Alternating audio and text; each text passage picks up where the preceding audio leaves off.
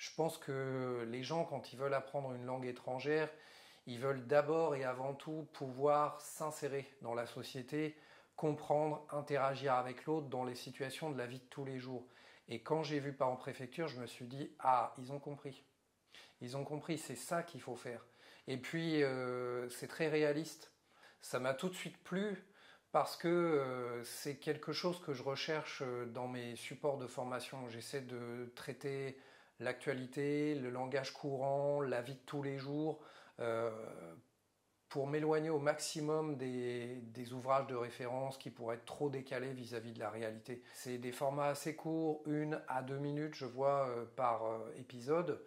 Et ben, ça ne m'empêche pas, par exemple, d'utiliser un voire deux épisodes dans un cours pour me consacrer, par exemple, à l'explication et l'utilisation d'expressions idiomatiques.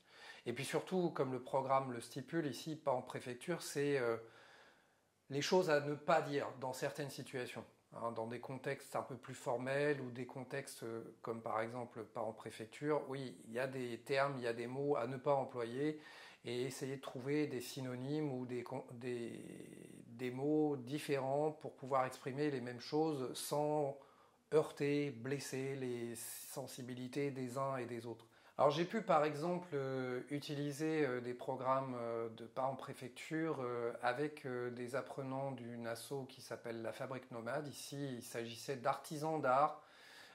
Parmi eux le niveau de français était assez... c'était très, très grands débutants et puis des gens en situation d'analphabétisme. Donc on s'est plus concentré sur les situations, les personnages, comprendre les différentes situations, comprendre un certain nombre de termes de vocabulaire usuel comme par exemple les documents administratifs, comment interagir dans une préfecture, quel type de phrase on peut prononcer, quel type de phrase on ne peut pas prononcer. Et puis au contraire avec d'autres publics comme par exemple des chercheurs de l'Institut du cerveau, il s'agissait de comprendre le vocabulaire dans telle ou telle situation et puis jouer ensuite des scénettes pour pouvoir se l'approprier ce vocabulaire. Je pourrais citer un autre exemple avec des gens en cours particulier. Donc il m'est arrivé par exemple avec un salarié britannique d'utiliser quelques épisodes. On se retrouve dans un café, lui et moi.